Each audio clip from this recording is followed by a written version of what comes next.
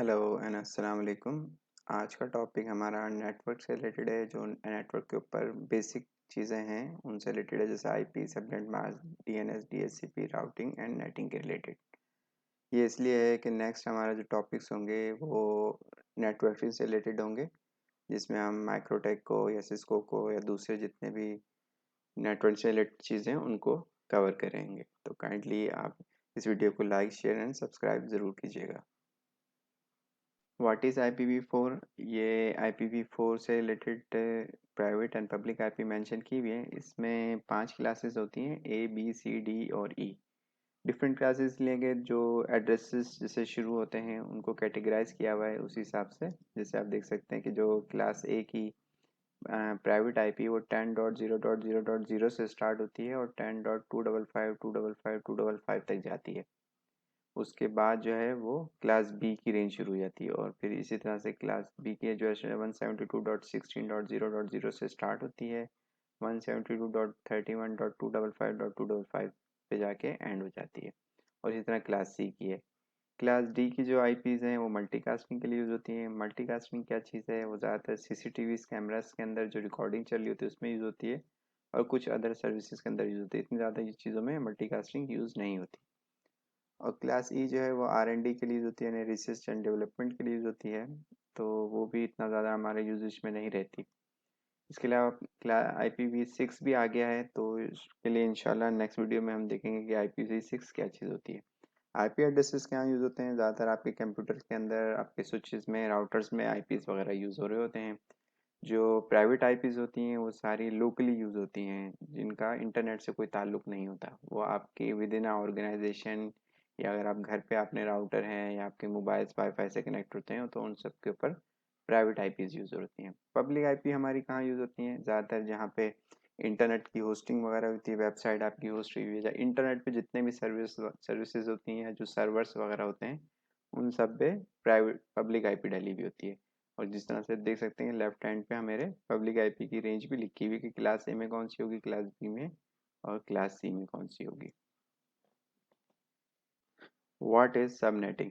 Subnetting क्या चीज़ है? अगर आपने अपने लैन कार्ड के ऊपर, जो कंप्यूटर का लैन कार्ड होता है या वाईफाई होता है, इसमें आप जब आईपी एड्रेस डालते हैं तो उसके नीचे आप देखते हैं कि सबनेट मास्क का ऑप्शन आ रहा होता है। सबनेटिंग क्या चीज़ होती है? सबनेटिंग मेंशन करती है सबनेटिंग का एड्रेस कि आपका जो नेटवर्क है उसमें कितने होस्ट होंगे। मतलब होस्ट का मतलब हो गया कितने कंप्यूटर या कितनी डिवाइसेस होंगी जो आपस में कम्युनिकेट कर सकती हैं विदाउट राउटर या विदाउट किसी और चीज़ के, कि आपस में एक नेटवर्क हमें बनाना है। लेट से हमारा नेटवर्क अगर 10 डिवाइसेस का है तो हमें कौन सा सबनेट मास्क रखना चाहिए, 20 डिवाइसेस का है या 200 डिवाइसेस का है या 300 डिवाइसेस का, जितने भी डिवाइसेस का है उस हिसाब से हम अपना सबनेटिंग करते हैं। और वही सबनेट मास्क हम अपने जो एड्रेस होता है हमारा आईपी एड्रेसेस, जैसे हमने पहले वाली वीडियो में देखा कि जो जो एड्रेसेस होते हैं आईपी एड्रेसेस क्लास ए या क्लास बी या क्लास सी के, उसके हिसाब से हमारी जो डिवाइसेस होती हैं उसकी हम सबनेटिंग करते हैं। जैसे कि आप देख रहे हैं कि यहाँ सबनेटिंग की भी ये सारी ये सबनेटिंग मास्क आपके आए हुए हैं और इसमें इसके बराबर में ये शो कर रहा है कि मैक्सिमम उसके अंदर होस्ट कितने होंगे। जैसे जो मेरा बाय डिफ़ॉल्ट जो सबनेट मास्क होता है 192.168.0.1 का या 1.1 का, वो ये वाला सबनेट मास्क होता है 255.255.255.0। अच्छा, इसमें जो यूजेबल्स आईपीज़ होती हैं वो कितनी हो सकती हैं? 256 यूजेबल आईपीज़ होती हैं। लेकिन इसके अंदर से दो आईपी हम माइनस कर देंगे, एक जो होती है हमारी ब्रॉडकास्ट आईपी होती है और एक हमारा नेटवर्क एड्रेस होता है। तो 254 आईपीज़ जो होती हैं वो यूजेबल होती हैं। तो इस हिसाब से अगर हमारे 254 से ज़्यादा का नेटवर्क है, बड़ा नेटवर्क है, तो फिर हम इसके नीचे वाला सबनेट मास्क यूज़ करेंगे 255.255.254। इसके अंदर हम कितने होस्ट मिल जाएंगे? 512। इसी हिसाब से अगर हमने कम करना है, हमारे 254 होस्ट नहीं है, हम चाहते हैं कि हमारे तो कम होस्ट हैं, तो हम सबनेट मास्क कम भी कर सकते हैं। जैसे यहाँ पे मेंशन किया हुआ है 128 होस्ट हैं, तो हम ये वाला सबनेट मास्क यूज़ कर लेंगे 255.255.255.128। तो इसमें हमें 128 जो होंगे होस्ट मिल जाएंगे। जो यूजेबल होंगे वो 126 होंगे। तो इस हिसाब से हम अपने नेटवर्क की रिक्वायरमेंट के हिसाब से, कि हमारी कंपनी में कितने यूज़र हैं, कितने रिक्वायरमेंट होगी, तो इस हिसाब से हम अपनी सबनेटिंग कर लेते हैं। What is DNS? डीएनएस क्या चीज़ होती है? जैसे कि आपने सुनने भी आता रहता है आपके डीएनएस क्या चीज़ होती है। तो डीएनएस से रिलेटेड देख लेते हैं क्या क्या चीज़ें हम यूज़ करते हैं और क्या इसके अंदर होता है डीएनएस सर्विस के अंदर। इसका जो पोर्ट नंबर होता है हर प्रोटोकॉल का एक पोर्ट नंबर असाइन होता है, और ये इसका जो पोर्ट नंबर होता है वो 53 होता है, और ये यूडीपी होता है। आईपी के अंदर दो प्रोटोकॉल बेसिकली यूज होते हैं, टीसीपी और एक यूडीपी। तो इसका जो ताल्लुक है डीएनएस का वो यूडीपी से रिलेटेड है। अच्छा, ये क्या करता है डीएनएस की कोई भी रिक्वेस्ट जब आपका कंप्यूटर जनरेट करता है वेबसाइट के ऊपर, या पिंग मार रहे होते हैं किसी भी चीज़ के ऊपर, लेट से आपने कोई नाम लिख के वेबसाइट पे ब्राउज किया, www.google.com या hotmail.com या whatever जो भी आप लिखते हैं, तो वो सबसे पहले रिक्वेस्ट जो है डीएनएस सर्वर्स के पास जाती है। डीएनएस सर्वर्स को रिजॉल्व करता है, क्योंकि हमारा जो नेटवर्क होता है, इंटरनेट होता है, जितने भी नेटवर्क होते हैं वो सब आईपी बेस्ड होते हैं। उनके ऊपर सब आईपीस चल रही होती है, नेम नहीं चलते हैं। तो नेम जो होता है वो कन्वर्ट होता है आईपी के ऊपर। और जब ये रिक्वेस्ट हमारी डीएनएस के ऊपर जाती है, डीएनएस सर्वर पे, क्योंकि आप देखें आईपी एड्रेस जब आप डाल रहे होते हैं तो सबके लास्ट के अंदर आपके डीएनएस का ऑप्शन भी आ रहा होता है, तो वहाँ आप डीएनएस एड्रेसेस डालते हैं।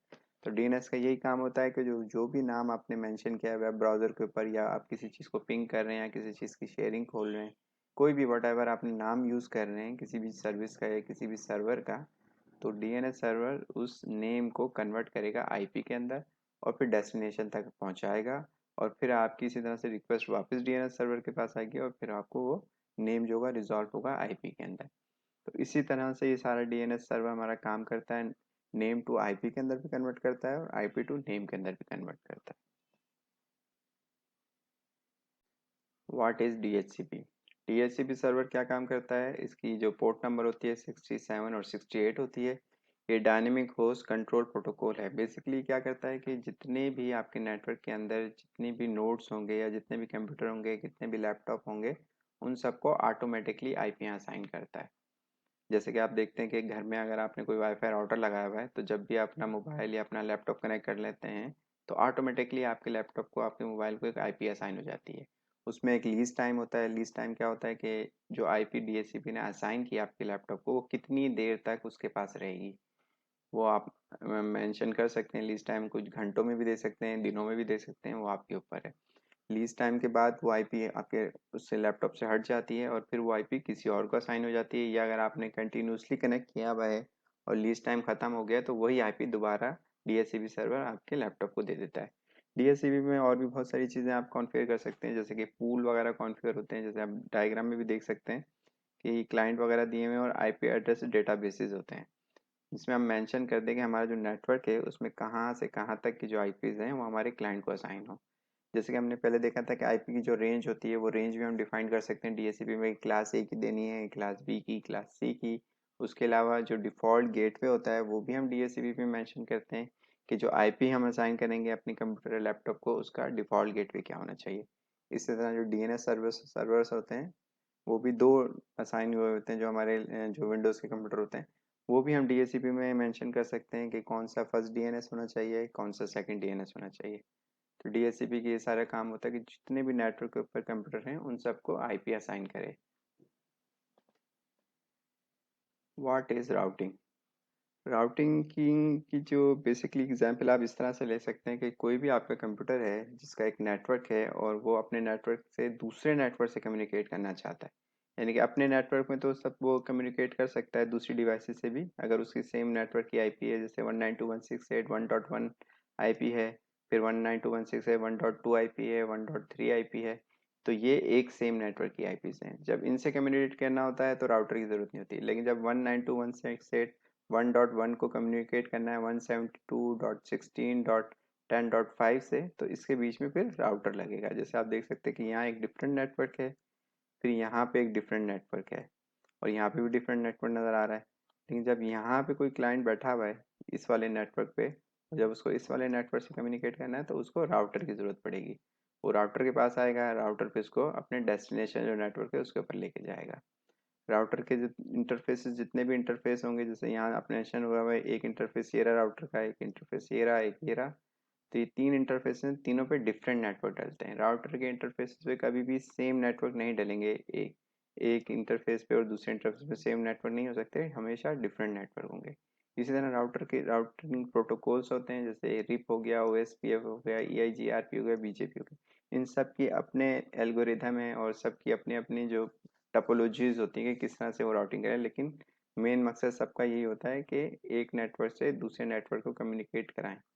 इसलिए राउटर हम यूज़ करते हैं कि हमने एक जगह से दूसरी जगह जाने के लिए हम राउटर यूज़ करते हैं। जैसे आप ये समझ लें कि आपके घर पे भी एक वाईफाई राउटर लगा हुआ होता है। जब आप कोई भी इंटरनेट शेयर कर रहे होते हैं तो वो भी यही काम कर रहा होता है कि आपके जो लोकल नेटवर्क है उसको पब्लिक नेटवर्क या जो क्लाउड के ऊपर जो भी नेटवर्क है इंटरनेट के ऊपर उन सबसे कम्युनिकेट कराए। तो इस वजह से हम भी उसको वाईफाई राउटर ही कह रहे होते हैं। तो बेसिकली उसके अंदर भी राउटिंग ही हो रही होती है जो आपको एक नेटवर्क से दूसरे नेटवर्क के दरमियान कम्युनिकेट करा रही होती है। What is netting? नेटिंग क्या चीज़ है? नेटिंग आपके जो पब्लिक आईपी होती है और प्राइवेट आईपी होती है उस दोनों के दरमियान में एक ब्रिज का रोल किरदार कर रही होती है। जैसे कि आपकी जैसे आप कोई राउटर लेते हैं कुछ भी लेते हैं तो उसके ऊपर जब आप पब्लिक आईपी मेंशन करते हैं तो फिर आपको उसके बताना पड़ता है कि अगर मैं नेटिंग करा रहा हूँ और मेरी कोई लोकल आईपी है तो वो इससे मैप होके मेरे इंटरनेट से ट्रैफिक जिस आईपी से मैंने मैप किया होगा अपने लोकली उसके ऊपर आएगी, और लोकली आईपी भी जिस पे मैंने मैप किया होगा आउटसाइड द नेटिंग तो वही आईपी लेके वो इंटरनेट के ऊपर भी जाएगा। जैसे कि हम यहाँ मेंशन देख सकते हैं तस्वीर में, ये मेरी पब्लिक आईपी है, ये मेरी प्राइवेट आईपी है। पब्लिक आईपी कहाँ से मिलती है आपको? पब्लिक आईपी आपको आईएसपी से लेनी पड़ती है, ये आपको परचेज करनी पड़ती है। और फिर आप इसको परचेज करने के बाद वो जो आपका आईएसपी प्रोवाइडर है वो आपको बताएगा कि ये आईपी है आपकी, वो फिर आप अपने राउटर पे मेंशन करते हैं और राउटर के अंदर ही नेटिंग होती है। नेटिंग की भी दो तीन टाइप्स हैं लेकिन बेसिकली जो काम होता है नेटिंग का वही होता है कि प्राइवेट आईपी से जो भी रिक्वेस्ट आए उसको मैप कर दे पब्लिक आईपी के ऊपर और वो इंटरनेट के ऊपर चली जाए। जैसे ये सिस्टम है, इसकी आईपी यहाँ से आएगी और ये पब्लिक आईपी से मैप होके यहाँ चली जाएगी। जब इसकी रिक्वेस्ट रिजॉल्व होगी इंटरनेट से तो वापस भी इसी तरीके से आएगी, यहाँ पे आएगी। फिर नेटिंग सर्विस को बताएगा कि ये जो पब्लिक आईपी मैप किस पे हुई है और वापसी वो अपनी प्राइवेट आईपी पे आ जाएगी। ये किस तरह की ज़्यादातर कौन से सिनेरियोज में काम होता है, लेकिन लेट्स से मेरे लोकली अगर मैंने कोई एक्सचेंज सर्वर बनाया है, कोई ईमेल सर्वर बनाया हुआ है, वहाँ यूज़ हो सकता है ये। या मैंने कोई वेब सर्वर बनाया हुआ है वहाँ यूज़ हो सकता है ये। लेट्स से क्योंकि मेरी यहाँ पे लोकली जो है वो तो प्राइवेट आईपी चल रही है और प्राइवेट आईपी इंटरनेट पे तो नहीं चलती, इंटरनेट पे तो हमेशा पब्लिक आईपी चलती है। तो इस वजह से नेटिंग के थ्रू उसको पता लगता है कि जो पब्लिक आईपी है वो बेसिकली मेरी कौन से प्राइवेट आईपी के ऊपर मैप हुई हुई है।